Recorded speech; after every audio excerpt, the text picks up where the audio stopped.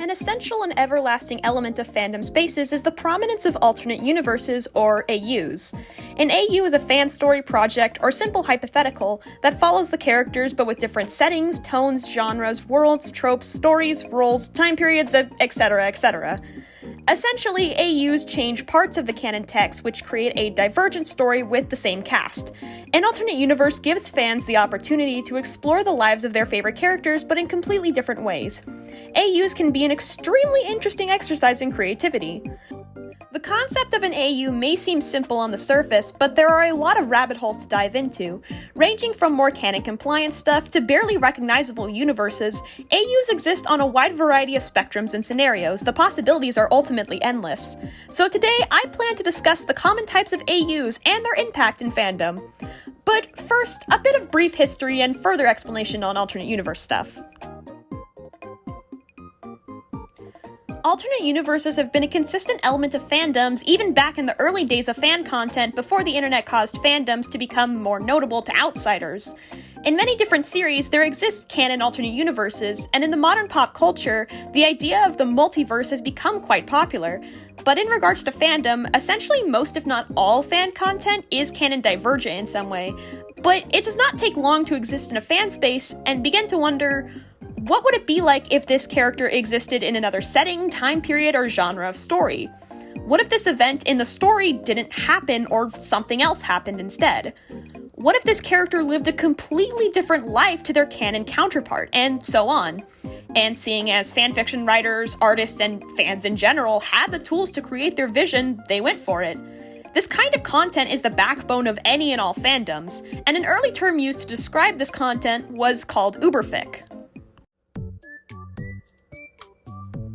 From fan lore, the term uber in regards to fanon originates from the Xena warrior princess fandom. The term was coined in 1997 by Kim Taborn, a fan who created the online Xena journal Whoosh. An uber Xena story takes the essence of the characters and places them in another time, another place, or another reality. The Uber characters do not have the same names and do not have to be mirror images of the canon characters. Sometimes they are descendants or reincarnations, usually they resemble the originals physically, and they share the same type of bond. The term Uber migrated to other fandoms, including Buffy the Vampire Slayer fandom, where Willow/Tara Uberfiction appeared. The concept of Uber fanfiction broadened to refer to fanfiction of any genre in which the main characters are translated into a different setting than normal, with Uber characters retaining their canon names and personalities.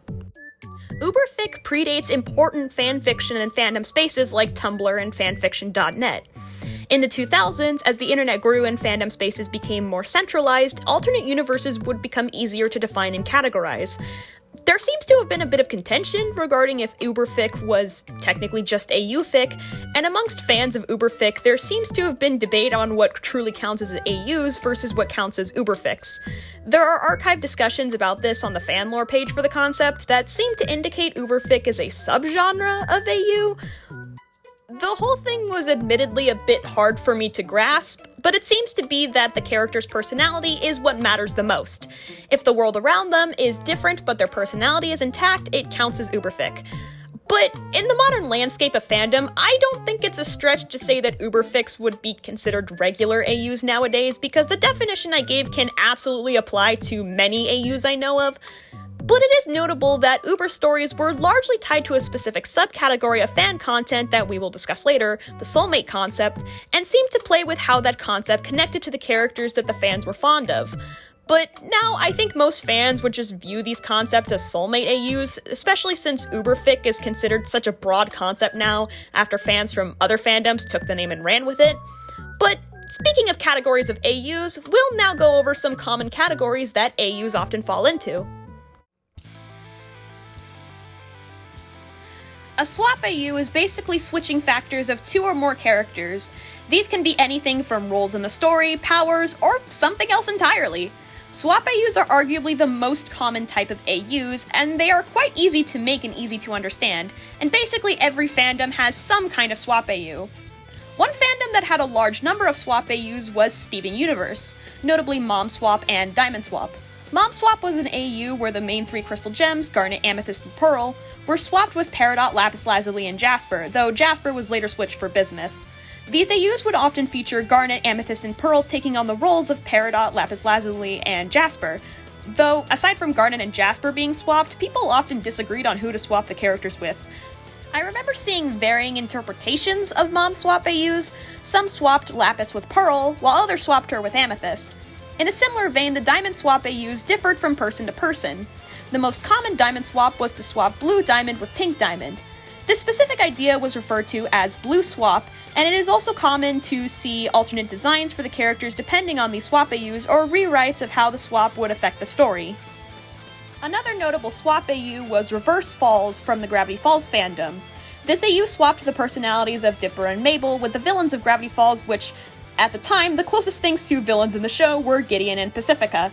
For clarification, this AU was started during Season 1. Unlike the aforementioned Steven Universe swap AUs, this AU was significantly more consistent between the fan artists and fan writers. The lore was that Dipper and Mabel were these cruel twins with psychic powers who had a dream demon under their control by the name of Will Cipher, a counterpart to Bill Cipher. Other characters such as Seuss and Grunkle Stan had counterparts in this AU, but most fan art focuses on the Pines twins, Will, and Reverse Gideon and Pacifica.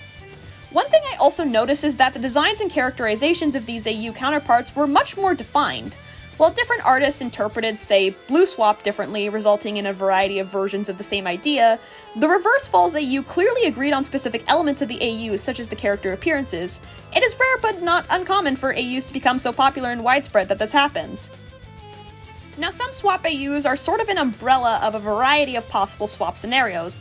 An example of this would be the umbrella of Homestuck AUs known as Blood Swap. For those who, understandably, have not read Homestuck, the alien species known as trolls exist in a caste system determined by the color of their blood. Now, there are 12 trolls in the main cast, and that doesn't account for the ancestor characters or the plethora of hive swap trolls, meaning that there are quite a few ways to swap the blood colors. Considering the blood colors are an important element of troll society, determining things like the characters' roles in their society, the way they view other characters, and even their powers, swapping their blood color would change a lot about the respective characters, and the fact that there is no one true blood swap AU means that there is quite a lot of room for experimentation. Swap AUs are pretty easy to see the appeal of. It's an easy hypothetical to work with, but it can lead to some truly interesting and creative results. And it really is fun to see fans take the ideas that seem simple on the surface and truly run wild with them, and the implications that they present.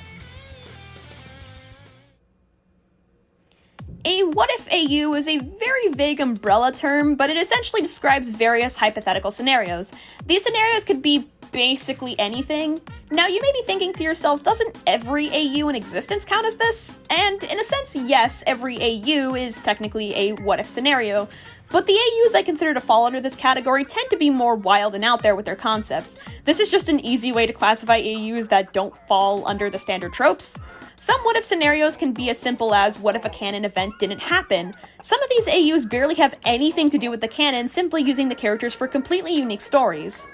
A more canon-compliant what-if AU that served as a good ending hypothetical was a Splatoon Tumblr ass blog under the name of 14 Crush. Created by Moonside Song, 14 Crush focused on a character in Splatoon lore that is quite tragic, that being the enigmatic DJ Deadfish. For those who don't know, in Splatoon lore there's a thing called sanitization, which is a process that results in the loss of identity and free will, as well as any physical signs of life, such as a pulse. DJ Deadfish was a victim of sanitization, and as such, the blog 14 Crush created a scenario where the agents of the Squidbeak Splatoon were able to save Deadfish and work to reverse the process of sanitization. I remember this blog being quite influential on the fandom, with the main contribution appearing to be the Agent 8 and DJ Deadfish ship. The ship was heavily implied throughout the blog's life, and posts related to the blog are the main thing that appear when you search for the ship on Google. And what I find interesting about the blog was the way it gave so much character to a part of the lore that isn't really explored in the canon. DJ Deadfish primarily exists to give the background music for the Octo expansion some kind of story. Very little is known about her as a person, her sanitization meaning that everything about her except for her music was completely erased. So the idea of rescuing that person and giving her closure was definitely appealing to the fandom. An example of a what-if scenario that deals more with stuff not really explored by canon would be the Pandora AU comic from the Sonic the Hedgehog fandom. The story of this AU is told through a webcomic created by Starjoy on Tumblr, and it follows an origin story plotline in which Sonic's family from Sonic Underground also happen to exist in the canon of the games. This what-if scenario takes the ambiguity of Sonic's origins as a character and universe, and uses that ambiguity to its full potential. For example, it is heavily implied that a certain event in this comic was the catalyst for Sonic's reoccurring fear of water. This webcomic has only been around for a little bit, but it has quickly garnered a large following on Tumblr, both for the beautiful artwork and the strong setup for a tragic but compelling Sonic origin story, not to mention the extremely fun original villain who I am excited to see more of. Overall, it's a very promising AU. Another what-if AU that I remember having a huge grasp on the Madness Combat fandom at one point was Hank and the Keystone Fragments, created by Nortsauce and Flyguts. This AU reimagined the cast of Madness Combat as young kids in a Chosen One story, utilizing elements of Madness Combat lore such as the Employers and the Keystone Fragment, and working them into a completely different environment and tone. The AU was meant to resemble a children's show, featuring younger versions of the main cast and translating their personalities and general characters into a much lighter tone, more along the lines of a Saturday morning cartoon, with the creators even showing off a variety of hypothetical episodes for if this AU was actually a show. The AU quickly became very beloved in the fandom due to its unique premise and cute character redesigns. And it is worth mentioning that Madness Combat is a series defined by its constant stream of cartoonish violence, blood, and death. So the fact that this AU took characters like that and translated them to fit with a much lighter and wholesome tone was extremely fun for the fandom, and it's really not surprising to me that this AU captured the attention of the fanbase. Many Friday Night Funkin' mods could arguably be counted as AUs, especially given how wild and creative that fandom is. A personal favorite mod of mine that counts as a what-if AU is Monday Dusk Monolith. Monday Dusk Monolith is a horror mod that tells the story of a strange monolith falling to Earth and resulting in an infection that can turn people into monsters. However, Boyfriend discovers that singing can save people from the infection. Similar to many other Friday Night Funkin' mods, this mod became quite popular due to the extremely cool designs that just absolutely warranted fan art. The mods featured a really unique horror aesthetic that took elements of the characters and played with those elements to create many fun body horror designs. And similar to mods like the Side mods, the Soft mod, or Friday Night Funkin' Neo, mods that are known for having their own fan designs, many fans gave the characters associated with the fandom their own monolith designs. Another AU that serves to create a more uplifting scenario, we have the Crow Strider AU from the Homestuck fandom. Created by Meraki Sunset, the very basic explanation of this AU is that it follows a situation where Dave Sprite manages to ascend to God tier during the 3-year trip. And for those who don't know what God tier is, it is a powered-up form that the characters in Homestuck can reach. And the AU not only follows the character-driven results from this change in the story, but also creates a completely different ending for Homestuck, one that many fans have actually considered to be significantly more satisfying than the actual ending of Homestuck if the comments on the finale animation are anything to go off of, which I find extremely fascinating. The whole situation regarding Homestuck's finale and the follow-up content is pretty complicated, and I do not have the time or energy to explain all of it, but one emotion that I remember seeing many fans express towards the later years of Homestuck content was disappointment. After the finale, which seemed to imply some kind of happy ending, the epilogues and failure of a sequel tore up that happy ending, straight up ruined fan-favorite characters, and basically did nothing to make that drama feel actually engaging. Fandoms love angst, that is undeniable, but if your angst isn't compelling and is just draining, you're kinda fucked. So it does not at all surprise me that an AU that basically brings everyone back from the dead, allows them to truly defeat the villains, and create a genuinely happy ending would sound appealing to Homestuck fans. All of the AUs I've just described are quite different from each other in terms of their tone and their story, but they all serve as examples for the sheer amount of imagination that fans have when it comes to their favorite characters and stories. These what-if scenarios really just go to show how powerful passion can be in fandom spaces, and it truly is wonderful to see. A villain AU can fall under a few different categories. Villain AUs can be either a swap AU or a what-if scenario, but essentially villain AUs serve as hypothetical scenarios where a character becomes a villain for one reason or another. I would argue that every fandom has a villain AU, and they are quite a popular concept. In fact, many media properties already play with this idea, having their own essentially canon villain AUs. An obscure example of this, but quite a beloved one, is the Powerpunk Girls. Existing in a mirror dimension where every character's morality has been swapped, The Powerpuff Girls were very popular characters in the Powerpuff Girls fandom, despite how niche they technically are. They only appear in official comics that were created after the show ended, though they were planned for the show. Despite this, their popularity amongst hardcore fans is quite strong. One of the most well-remembered elements from the Sonic the Hedgehog Archie comics is the alternate universe Mobius known as Moebius. Similar to the Powerpuff Girls, Moebius is a world where every character's morality is swapped, meaning Moebius Sonic, later known as Scourge, is evil, while Robotnik, known as Dr. Kintober, is good. Scourge and the evil freedom fighters, known as the Suppression Squad, are arguably one of the most recognizable parts of the Archie canon. And it is common for fans to use these canon designs and stories and expand them in some way, especially in cases like the Powerpuff Girls who never really got a chance to truly shine. However, it is just as, if not more canon, for fans to create their own entirely unique scenarios. Even in cases where the canon text already has villain versions of these characters, villain AUs still crop up, either expanding on the canon ideas or making their own ideas. Many fan-made villain AUs work similarly to canon ones by having the characters exist in some kind of swap scenario, such as the aforementioned Reverse Falls, or a divergent timeline. Easily the most famous example of a villain AU is Villain Deku from the My Hero Academia fandom. So much so that Villain Deku comprises the main search results on Google when you simply search up Villain AU. The design and the portrayal of Deku in these villain AUs seems pretty consistent from fan to fan. Most fan art I've seen of him feature a very similar outfit, which shows that the fandom has agreed on a design much like Reverse Falls, though the actual story of this AU is, again, different from person to person. Some of these AUs include Deku's classmates, while others feature just Deku. Now, while these kinds of AUs exist in every fandom, it makes sense to me that this idea became especially popular when applied to a character like Deku. My Hero Academia is already a story about the conflict between heroes and villains, and in many cases the struggles of the villain characters are given just as much attention and detail as the struggles of the hero characters.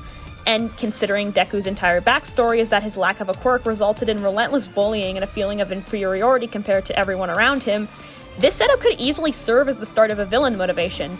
In canon, he only got into the hero school due to a lucky encounter and pure heroic instinct in a situation where his idol was conveniently nearby, so I can see why the idea of Deku becoming a villain instead is compelling to the fandom. An example of a swap type of villain AU exists within the Splatoon fandom. For context, in Splatoon 2, the character Callie disappeared prior to the game's story mode, and she is later discovered working with the Octarians. Now, an important part of Splatoon's simultaneous fandom and in-universe culture is the Splatfest. For those who don't know, Splatfests are events where a person must choose from one of two, 3 in Splatoon 3, teams, and fight to gain points for their chosen team. The final Splatfest of Splatoon 1 was Callie vs. Marie. Said Splatfest was used to determine the plot of Splatoon 2. So basically, Callie losing the Splatfest sealed her fate as the character that would go missing in Splatoon 2. The obvious implication being that had Callie won, Marie instead would join the Octarians. Thus, many swap AUs and designs exist with this concept. Now, what's interesting with this scenario is the difference in character motivation. While Callie was hypnotized, it is heavily implied in the relationship chart that she holds no animosity towards the Octarians and actually went to hear their side of things willingly.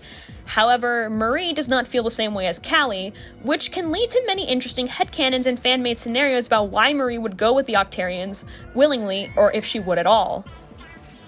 An extremely popular Sonic the Hedgehog fan comic known as Where Was My Hero is essentially an alternate scenario where Tails never met Sonic and thus became a villain. The comic essentially serves as a worst-case scenario, exploring the importance of Sonic's influence on Tails' life and what that life would look like without that influence.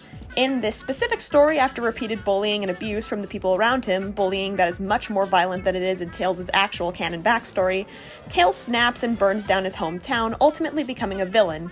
Tails then ends up killing Eggman and replacing him in terms of the big bad villain in Sonic's life. By the end of the story, Tails accepts his death and dies with the feeling of closure that had he and Sonic met earlier, he would have been part of Sonic's family. The comic is quite popular due to the sheer tragedy and angst of the concept, but it is undeniable that the concept is pretty interesting to think about considering how important Tails is to Sonic and how much they've impacted each other's lives. Now, I think an easy answer as to why villain AUs are so popular is because, well, fans just really like to imagine what would happen if their favorite character suddenly went apeshit. It's a springboard for angsty fanfiction, edgy fan art, and animatics of the character set to I Can't Decide by Scissor Sisters or Laplace's Angel by Will Wood. Villains are often some of the most memorable characters in media already, and are often some of the most interesting characters to a fandom, so it makes sense to me that villain AUs are so popular to fandoms. Whether you want to explore the darker sides of a character or simply want to draw them looking suave and devious, villains are just really compelling, and villain AUs are honestly just cool in general. And sometimes it's just fun to make characters go apeshit. A bad ending AU is a subcategory of a what-if AU. Essentially, a bad ending AU often revolves around an element of the story going wrong, sometimes using elements already established in the canon, sometimes featuring original conflict. These scenarios play with ideas where a conflict that in any other story would have a happy ending doesn't work out properly. In fanfiction terms, we would refer to these kinds of scenarios as hurt no comfort or wump, as these AUs tend to be pure angst most of the time. An example of a bad ending AU would be the Corruption mod from Friday Night Funkin'. This mod tells the story of a situation where all the characters get gradually corrupted by Monster, falling under his influence and then going out to further spread that corruption like a hive mind. The design of the corruption was based on the creepy girlfriend fake-out at the start of the song Winter Horrorland from Week 5, and the mod was originally a simple edit of Girlfriend, though over time this turned into a full story. The updates follow each character phase throughout the base game being corrupted by Boyfriend as he carries out Monster's influence. Many people have found this mod and its story to be extremely intriguing and emotional, resulting in the mod becoming one of the most notable mods in the fandom. And much like the aforementioned Friday Night Funkin' mods, it is common for fans to make corrupted designs of characters that are associated with the fandom. Though, recent updates of this mod have actually been more uplifting, so maybe this bad ending scenario will have a happy ending. And, speaking of Friday Night Funkin' and corruptions, an interesting bad ending AU that was quite the trend a while ago was Pibby AUs. For those who don't remember, Learning with Pibby was a proof of concept and trailer for an Adult Swim series. The series follows the concept of a strange glitch-like corruption spreading across the landscape of animation, dragging many beloved characters into a sort of hive mind. The trailer became an instant hit, with many people finding the concept intriguing, finding the mystery of what the glitch thing even was to be compelling, and theorizing that the glitch may be a much deeper metaphor. And many people began to expand on their own ideas for what they think this hypothetical show could be like. Not to mention, the variety of references to existing shows also resulted in all kinds of bad ending crossover AUs and fan content, though we will discuss crossover content more later. Many people made fan art featuring corrupted cartoon and video game characters who were not featured in the original short, such as Disney or Nickelodeon characters. People also made a lot of Friday Night Funkin' mods with the Pibby concept, perhaps because people in the fandom were already familiar with the concept of ominous hive mind corruptions. Another bad ending AU that also doubles as a horror AU is Heinous Stuck. Heinous Stuck is essentially a Homestuck body horror AU. It is a fan comic where the characters experience something called transmutation on their 13th birthday. What is transmutation? A horrible body horror transformation that canonically takes several days, and according to the in-universe lore, the transformation has no way to be prevented. But when you see the designs of these characters in their transmutated state, it's easy to see why this AU is so memorable. The transmutated designs of the characters are truly horrific and striking in the best way possible. The designs incorporate elements of the characters' often associated symbolism and theming, and truly stick in your head. Despite being discontinued in 2014, the AU is still fondly remembered, with people still making fan art for it this year. There also exists a sort of subcategory of bad ending AUs that features versions of canon characters if they were never saved from specific scenarios that they go through in canon. This is known as the Bad End Friends. The Bad End Friends is the collective name for various bad ending scenarios revolving around mainly modern animation. This includes Bipper from Gravity Falls, Ice Prince Finn from Adventure Time, Beast Wart from Over the Garden Wall, Corrupted Catra, as well as Chipped Catra, she got 2 bad endings, from She-Ra and the Princesses of Power, Darcy from Amphibia, Possessed Hunter from the Owl House, and more. There was also the Collector Loose phenomenon that was a popular theory prior to the Season 2 finale of the Owl House, that theory being that Loose would end up getting possessed by the Collector in the finale, but that ended up not actually happening. However, if it did, she likely would have ended up in this group. This also doubles as a crossover, as most Bad End Friends content features 2 or more characters interacting with each other and adventuring in their bad ending states. The general idea for what characters count as Bad End Friends seems to be primarily animated characters, though some video game characters appear on the fandom wiki, who have some kind of corrupted form, usually due to possession or mind control, though Ice Prince Finn and Corrupted Catra are just straight up corrupted by an outside force rather than a definable character. There is no one true Bad End Friend story, it's more so a springboard for your own bad ending crossover AUs. However, the Bad End friends could probably warrant their own entire video because they fascinate me greatly, but regardless, I think this collective of characters serves as an interesting example of how bad ending scenarios are really interesting to fans. It is undeniable that fandoms are naturally drawn to angst, and often use it as a way to explore extreme character struggles, and bad ending AUs serve as an example of that. Whether playing more on canon concepts or creating an entirely original scenario, these AUs, no matter how tragic, can be quite intriguing and emotionally gripping. A crossover is when you combine two or more series in some way. This could be as simple as applying the characters from one series into the world of another series. For instance, Hunger Games AUs are a common example of this, where you take characters from one series and place them into the arena from the Hunger Games. However, more commonly, crossover AUs often depict the characters of these series interacting with each other. This is often born out of a fascination with two or more franchises and coming to the conclusion that it would be cool to combine them. While there are a lot of obscure crossovers for basically any combination of media properties you can think of, few crossovers have become quite famous. A large majority of fan-made mods for the game Friday Night Funkin' are crossovers of some kind, at the very least the popular ones are. Some examples of media that have Friday Night Funkin' crossover mods are other Newgrounds media like Madness Combat or Ed's World, indie games, animation, video games, memes, creepypasta like a lot of creepypasta mods, and much, much more. Basically, any media you can imagine most likely has a Friday Night Funkin' mod about it. Some mods play up the crossover element more than others, but the nature of Friday Night Funkin', a game that already is a crossover, leads to a fandom with a wide variety of crossover potential. One of the most famous crossovers out there is Fallout Equestria, a crossover fic between the Fallout video game series and My Little Pony Friendship is Magic TV show. Perhaps the concept gained a lot of attention due to the sheer tonal whiplash of the two media properties being crossed over that caused this fic to become so noteworthy. But given how massively popular the fic is, I'm gonna assume it was compelling enough to warrant that attention.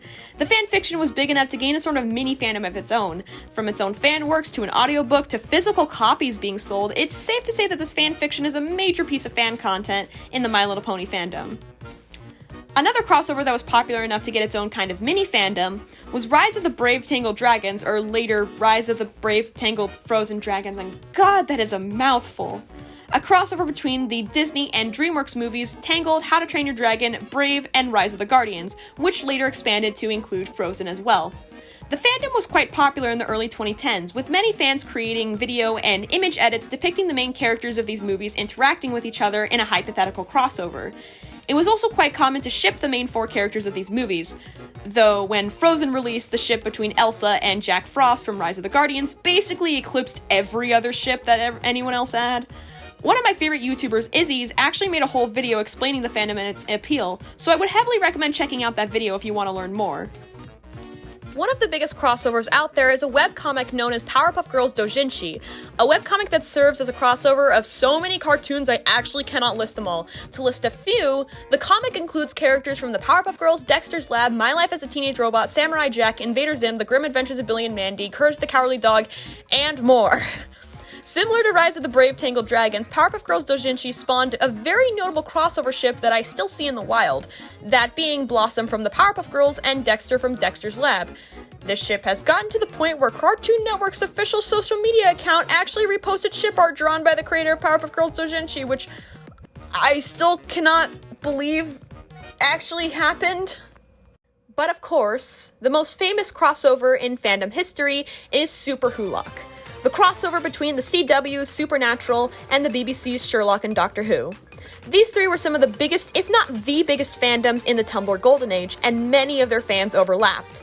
As such, over time, many fans created crossover content for these series. Like Rise of the Brave Tangled Dragons, many fans created edits of screen caps featuring these characters to make it look like they were interacting with each other. Though these series had some elements in common, such as Sherlock and Doctor Who both being BBC shows, with Stephen Moffat being a major writer on both shows, all three featured some elements of mystery, and Sherlock and Supernatural both became famous for their impact on shipping culture. The three shows were primarily connected due to having extremely intertwined Tumblr fandoms. Crossovers are fascinating because they exist as a showcase of the love a person has for all these properties. In some cases, the characters or media in question have some elements that are connected that would allow for a crossover to be a logical conclusion. But even if the specific media properties used in the crossover have nothing in common, the fact that someone loved these characters enough to create these kinds of fun, goofy hypotheticals is still really interesting. I've always been fascinated by crossovers that are so specific you know for a fact they were only created out of pure and genuine love for the media utilized. Crossovers are simply enjoyable to imagine, and the wackier and more obscure the crossover is, the more room there is for strange interactions and ideas, and I find that to be really fun. Genre embodies a lot of different types of AUs. Essentially, it involves throwing characters into different media genres, such as magical girls, western, sci-fi, fantasy, apocalypse, horror, etc., etc. There's also various media tropes that have popular AU followings. A trope AU includes stuff like royalty AUs, pirate AUs, supernatural creature AUs like werewolves and vampires, and so many other tropes. I'm only going to briefly explain a few of the most common genre and trope AUs for the sake of my sanity. Also, I should add that this section won't have as many in-depth examples of specific AUs, unlike the past few sections. This is largely going to be a bunch of brief overviews of AU types that fit in this category. The magical girl genre is one of the most popular anime genres out there, so it's unsurprising that it has inspired so many people as a result. Magical girl AUs, at their most basic, just give the characters a magical girl outfit, maybe some magic powers and a transformation. However, some AUs go further and create whole stories for the AU. Magical girl AUs tend to draw inspiration from specific magical girl shows, usually the most well-known handful of shows. For example, it is quite common to see artists draw the characters from one series as the Sailor Senshi from Sailor Moon. However, some AUs take the rules of the series that the characters originate from and recontextualize them to fit into a magical girl setting. Though, given the variety of magical girl stories out there, depending on how dark the AU is, you can probably tell if the creator of the AU was thinking more along the lines of Sailor Moon magical girls or Madoka Magica magical girls. Horror is a bit of an interesting case, as it can take on many forms. A horror AU would be taking a property and making it scary, or at least trying to. An example of a horror AU would be the pantheon of Sonic.exe rewrites and reimaginings. Recently, Sonic.exe gained a resurgence in popularity thanks to a certain rhythm game, and as such, many people have been inspired to try and make the original story better by making their own variants of the basic idea. But once the idea of rewriting Sonic.exe became extremely popular, things quickly got out of hand in a very fascinating way. Sonic.exe is no longer just a shitty creepypasta, but is now an umbrella term for a variety of horror-themed Sonic AUs, some barely being connected to the original story outside of horror Sonic story. Another example of horror AUs would be Gorefield, which is a collection of horror interpretations of Garfield. However, Gorefield is made with different intentions than most AUs. Gorefield serves to more satirize and parody Garfield by portraying Garfield as an eldritch, Lovecraftian, terrifying abomination. Though, over time, these projects started to become more and more unironic as people began to genuinely put in a lot of time and passion into these projects. A pirate AU is a very basic concept, a version of the characters where they are pirates, but this idea can take many forms as well. These can be as simple as just AU designs to full fanfictions. There is also the more sci-fi subcategory known as space pirates. While not as common in fanon or general fiction, AUs with this concept still appear from time to time. Much like magical girl AUs, some pirate AUs are inspired by and based more off of famous pirate media like Pirates of the Caribbean or One Piece, while others adapt established lore from the canon into the context of a pirate AU, for example, making an important MacGuffin of the original work into the treasure that the pirates are after. However, how much of the original universe's lore is adapted into this pirate world is really up to the creator of the AU. Similarly, the AU lore for sci-fi and fantasy AUs are truly dependent on the individual creator. Sci-fi and fantasy are both genres with a wide variety of inspiration to draw from, so they often both serve as huge sources of creativity for how an AU creator wants to interpret those ideas. For example, the fantasy genre is often broken into subcategories. The most common of these subgenres include high/epic fantasy, low fantasy, magical realism, dark fantasy, etc. Sci-fi also has a wide variety of subcategories including space opera, mecha, space western, hard science fiction, or soft science fiction. While these AU ideas may seem simple, fans can often utilize the vast variety of subcategories to further develop and define their AU ideas. A lot of the times, fantasy AUs are inspired by cornerstone fantasy media like Lord of the Rings or Dungeons & Dragons. D&D is an especially notable inspiration on fantasy AUs, as fantasy AUs often utilize the D&D classes by assigning them to the cast. The same goes with sci-fi and important sci-fi media like Star Trek, Star Wars, or Voltron. There's a lot of room to explore the broadness of these subcategories in an AU setting. Some AUs that are based on certain trope or media genres are built mostly off of their aesthetics, with the AU designs being a major appeal. An example of this would be steampunk AUs. Steampunk is a speculative, retro-futuristic subgenre of sci-fi based mostly around the era of steam-powered machinery. Most steampunk stories work with fantasy stories or alternate history stories where steam-powered machines are still in use, and many people find its aesthetic and fashion to be super intriguing, resulting in many steampunk designs. However, it is also worth noting that steampunk is popular for reasons outside of aesthetic appeal. In fact, the concept of steampunk has become so popular it has its own subculture with its own lifestyle, social events, and philosophy. This has nothing to do with AUs, I just thought this was really interesting. Another type of AU that is quite famous for its aesthetic appeal, we have royalty AUs. Royalty AUs take one or more characters who are not royalty in canon and make them royalty. These AUs, however, often are combined with other AU types like medieval, fairy tale, or fantasy AUs. This isn't to say that royalty AUs set in the modern day don't exist at all, rather they just aren't as popular. In fact, modern royalty AUs are largely tied to one specific fandom according to fan lore, that being the Merlin fandom, and Merlin is already a fantasy medieval show, so it's not like fans can imagine many fantasy AUs for that series. Regardless, there's a specific type of aesthetic I often see associated with royalty AUs, aesthetics of mystery, drama, romance, and luxury. Royalty AUs are usually tied to a ship as well, so it makes sense that these AUs often utilize elements of fairy tales and fantasy. Even if it's cheesy, these AUs are fun. And I think that's a good note to end off on, because believe me, I could be here all day. Regardless, genre and trope AUs are fun because it can be fun to imagine how these characters would fit into these scenarios that are so often utilized in other media.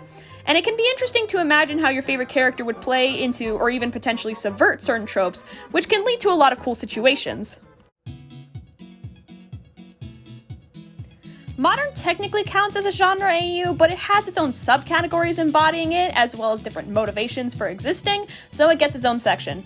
A modern AU serves to depict the cast in a normal, ordinary life, essentially living the lives that people like you or me could potentially live. Modern AUs have their own sub-AUs, notably the high school AUs and coffee shop AUs. These two AUs are very strong staples in fandom culture. High school AUs are very straightforward in terms of their concept. They simply place the characters into a high school setting. Despite this, they are quite the rabbit hole, and they certainly range in terms of their tone and story depending on who's writing it.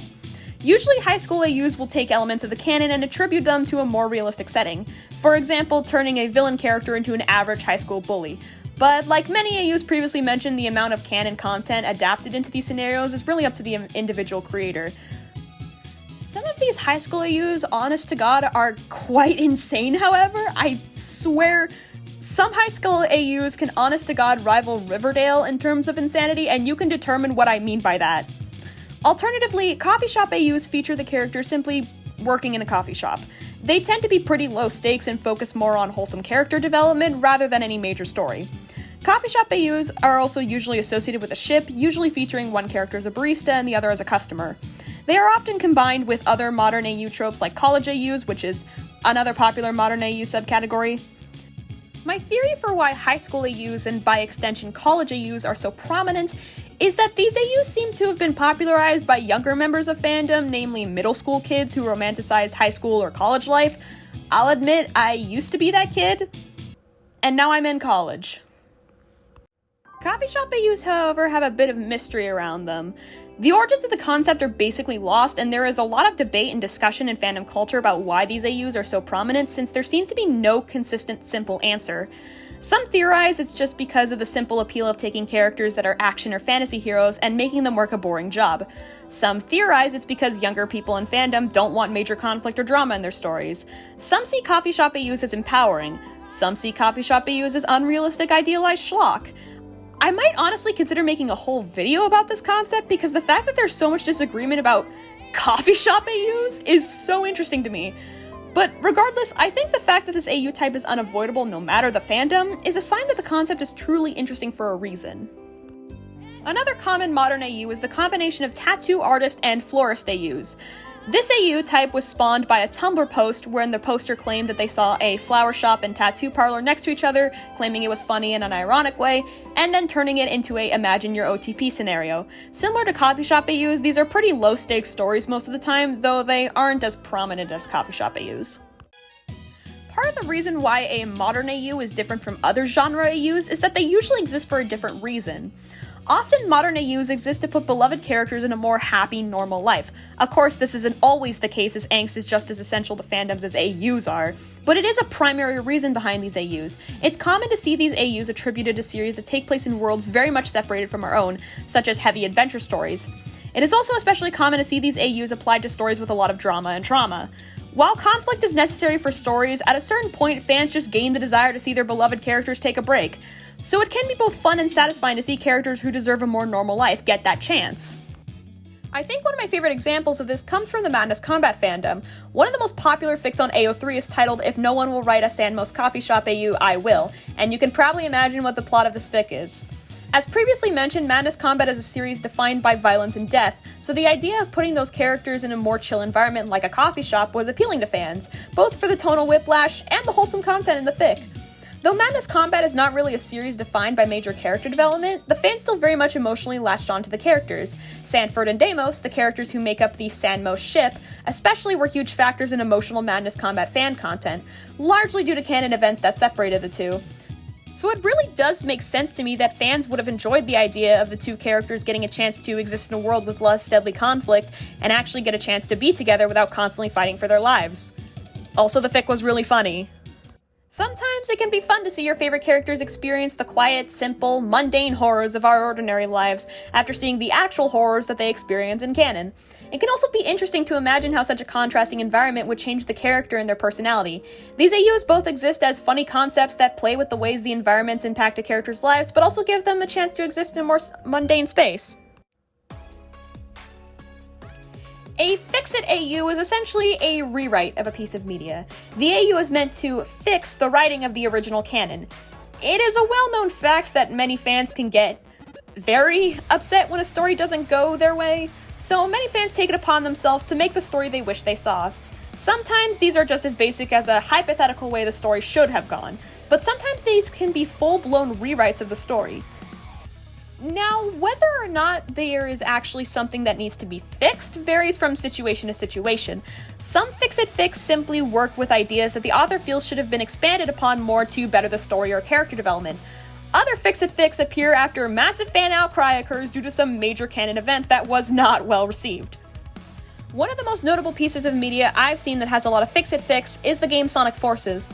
The game was extremely contentious amongst fans and is seen as wasted potential for a variety of reasons. These included the entire premise of Eggman actually winning but not actually making him feel like a threat, bringing back Chaos and having him do nothing, having Sonic be captured and stated to be tortured for 6 months and having him act like nothing happened, Infinite, honestly everything about Infinite as a character. And it is a shame because I do genuinely believe these ideas had potential. A scenario where Eggman actually achieves some kind of victory is interesting. A scenario where Chaos comes back is interesting. A scenario that plays on Sonic's endless optimism and seeing him truly at his lowest is really interesting. And what I've noticed is Sonic fans are already used to taking the cool ideas and character implications that aren't really properly explored in canon and expanding on them. So, as such, there are many fan projects and fan fictions out there that serve to fix some kind of element of Forces, whether they play on the implied darker tone from the trailers of the game, explore how being captured for 6 months would actually affect Sonic, or make Infinite actually intimidating. This would be a case of Fix-It fix existing to explore what fans believe the canon should have explored. Another series with a lot of Fix-It AUs is the CW's Supernatural. Now, alternatively, this series has a plethora of Fix-It fics due to massive fan outcry. Once a beloved show on Tumblr, its finale was widely hated. Notably, many people were upset with the lack of closure for the main ship in the fandom, Dean and Castiel, or Destiel. For context, in the third to last episode of the show, Castiel confessed his feelings for Dean, and then was immediately sent to another dimension, specifically an afterlife dimension known as the Empty, or more commonly known derogatorily by fans, Super Hell. And neither of the final 2 episodes of the show acknowledged this. The closest thing the fans got was a throwaway line where it stated that Castiel escaped this dimension off-screen, and then nothing else came of this character. He doesn't even reunite with any of the characters who matter to him, he doesn't appear on screen, and the closure to this character who had been around since 2008 was a single line explaining what happened to him. Even people who didn't ship Destiel were disappointed by this, because Castiel was a character who had existed since season 4 of the show, and this happened in season 15. The relationship between Dean and Castiel had 11 seasons of drama and angst, friendship, and more, so for the show to just kill off one of the most important characters in the show and give no kind of closure or exploration as to how that impacted those emotionally close to him, yeah, I get how that would be frustrating. As such, unsurprisingly, there are a lot of Fix-It AUs in Fix, especially related to Destiel. Fix-It Fix and AUs are interesting to me, because like most other AUs, they exist out of love and passion for a story. However, they exist less out of love for the actual story and more for what the story could have been. It's clear to me that the people who make Fix-It Fix still love the property, the world, and the characters, and that's exactly why the missed potential is frustrating to them. I can honestly relate to that feeling, as I can think of a few media properties that I really wish I had the power to rewrite. The people who write these AUs obviously know they can't replace what canon ultimately became, but these AUs can still offer some kind of proper closure to fans. This section is going to be for AUs that I didn't know how to categorize, or I wanted to talk about but felt like they would fit much better under a miscellaneous category. Human AUs. Basically, a human AU is when you take a character who's not human, be they anthropomorphic, a fantasy species, or some other kind of non-human entity, and then reimagine them as human.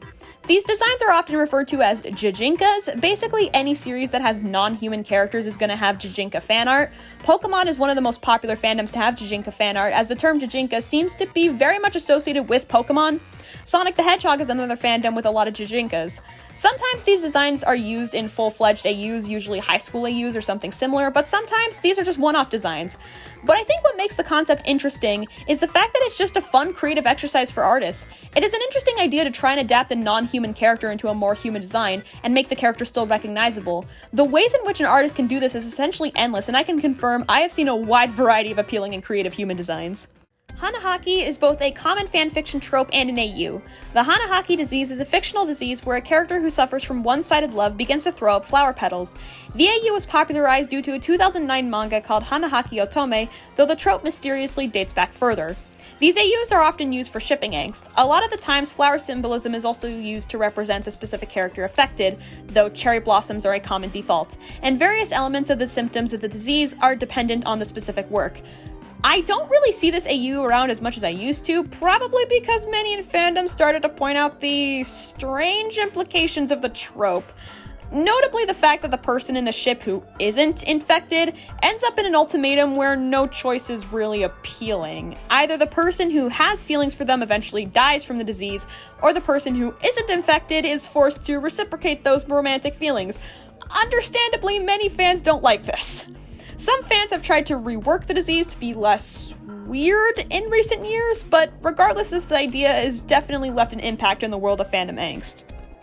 Domestic AUs. Basically, these types of AUs feature a found family and their shenanigans, often with very low-stakes, wholesome fun. The best example of this came from the Marvel Cinematic Universe fandom, specifically the early MCU fandom, like 2013-2014 MCU fandom. Back then, there were a lot of fan fictions where all of the Avengers just lived together and hung out in the Avengers headquarters place. I don't know what the building's called. I haven't watched, like, a Marvel movie in a long time. Another major example of this is the idea of the Slender Mansion, because even the horrors deserve their own found family. It was quite common to see fan art and fan fictions depicting the most famous creepypasta characters living together in a mansion owned by Slender Man, and they often portrayed Slender Man as a kind of father figure to everyone else. And on the topic of domestic AUs, there are many AUs that give the canon characters fan-made kids. These are often different from found family adoption scenarios, as they create entirely original characters who happen to have canon characters as parents. Fan kids serve as an easy way to create wholesome domestic AU scenarios, and also serve to give the characters in the ship a happy ending. I think that's why this idea is especially appealing when applied to stories with a lot of adventure and angst. The idea that the characters who were able to live a more average life and start an actual family in a scenario where they got their happy ending is sweet. The term soulmate AU is an umbrella term for various AUs that revolve around the concept of romantic soulmates.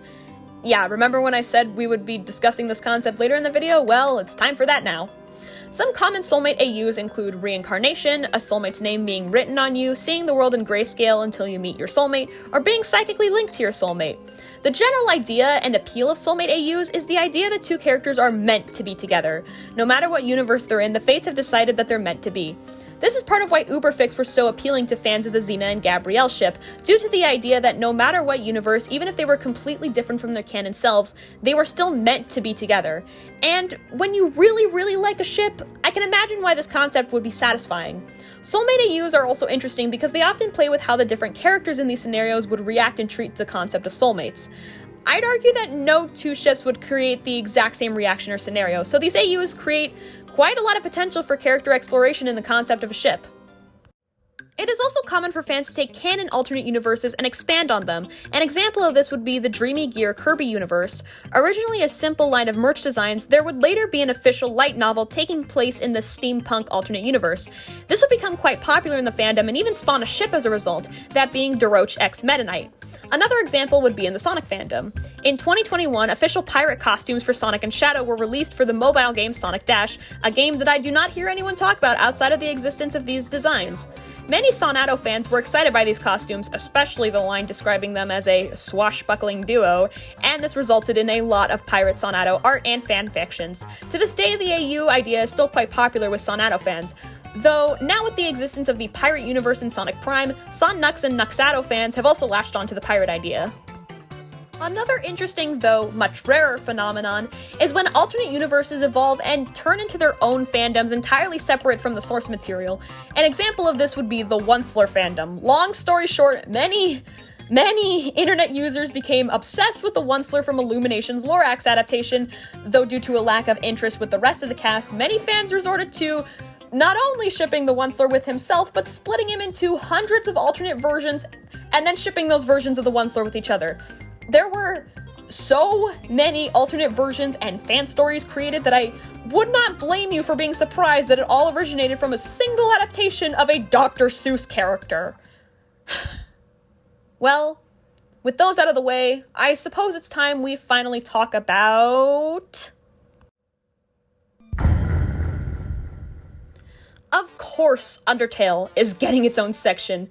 How could it not? Undertale has become notorious for the sheer amount of AUs it has spawned. At first, the AUs were very similar to classic AU archetypes. For example, Underswap and Underfell served as classic swap-style AUs. Underswap is a personality swap, while Underfell is a morality swap.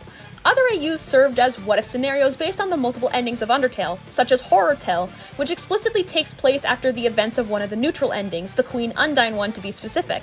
But over time, the AUs began to get more creative, to put it simply. Every possible AU you can ever imagine has an Undertale equivalent, and it would be impossible to categorize them all. There are a lot of AUs which are very easy to understand the context behind, such as the ones I previously mentioned. But then you get AUs like Error Sands and Ink Sands that are extremely meta commentaries on the nature of the Undertale AU craze as a whole. And then you get AUs like Fresh Sands, which I am convinced only exists because Undertale and that one episode of Gravity Falls with Dippy Fresh happened to be released around the same time. Then, over time, the AUs began to have crossovers within their own AUs with complex, interconnected lore that eventually resulted in things like Underverse, a massive, fully animated series that is still ongoing. The full video for Season 1 is over 2 hours long, while Season 2 is still in development. Now, this obviously leads to the big question. Why? Why did Undertale specifically get to this point? Why did Undertale garner an AU scene so big it arguably eclipsed the actual canon of the games in terms of notoriety and interest? Honestly, I feel like this topic deserves its own separate video, but I think it makes sense to some degree that this happened with Undertale. Keep in mind, Undertale is already a game that deals with the concept of divergent timelines and what-if scenarios. Depending on who you kill and who you spare, you get different endings, and there's a massive variety of neutral routes that lead to interesting scenarios. An example would be the endings where certain characters like Papyrus or Undine take over as ruler of the underground.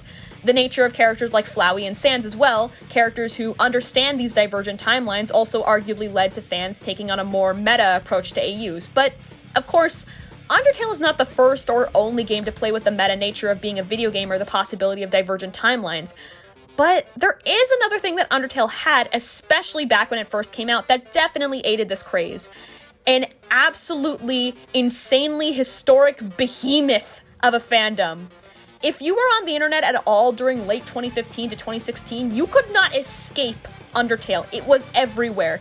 And while the fandom was infamous in this era because, of course, a fandom of that size is guaranteed to have issues not helped by the majority of fans at that time being quite young, the fandom was also extremely passionate. It's undeniable that this game spoke to and inspired so many people, and considering this kind of energy is what inspires fan content in the first place, it makes sense that so much passion would lead to there being an intense Undertale AU craze. The Undertale fandom, especially back when the game was still pretty new, was filled with people who felt like the game changed their lives. So that's probably why they took ideas like Ink and Error, which could easily be original unrelated characters, and adapted them to a character they loved. And many people still feel that love and intense passion for the game, which is probably why the AU craze hasn't died yet, despite the game not really being as trendy as a topic as it was in 2016. Or maybe it's just because people really, really love Sans and wanted to make a shit ton of Sans AUs. It's anyone's guess. The world of AUs is complicated and vast, but undeniably intriguing. I've honestly only scratched the surface of how many AU ideas exist out there, not to mention AUs like the intense amount of what-if AUs that can barely be defined. But the one thing all these AUs have in common, no matter how strange or out there or disconnected from canon they are, is that they were born out of love. With what-if AUs specifically, many of them could easily be adapted into original ideas separate from these characters, but instead, people took the characters that they loved and made their own stories with these characters. I mentioned in the beginning of the video that the idea of the multiverse has become quite the trend in pop culture, and obviously that leads to mainstream fatigue regarding the concept, but I think there is a reason why the idea is compelling in a basic sense. When written well and given enough time to explore the concept, a multiverse can be a really fun way to explore a character and the endless stream of hypotheticals surrounding them.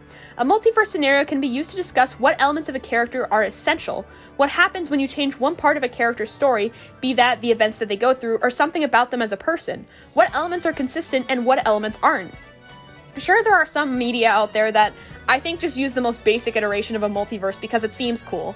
But when used to its full potential, the concept can be a unique way to develop the world and characters, and in situations like fanfiction where you don't have to worry about things like budget or other restraints that most mainstream media goes through, you can go completely off the rails with your ideas in the best way possible. It will always be fascinating to me the ways in which passion for a piece of media results in fan content of this scale. So much time, energy, and effort being used for characters that aren't even your own, made with no motive other than sharing that joy with other fans. Even in cases where the creators do manage to make money off the AU, it's clear that the enjoyment of the original property was what started it all. And as someone who has so often fallen down that rabbit hole of intense passion and excitement surrounding a piece of media, I love AUs. I love what they represent, I love how creative they are, and I love how fun they are to make. I don't care how many AUs exist with the same exact swap concept, I truly think every single one is beautiful and unique, because that kind of genuine passion is beautiful and unique.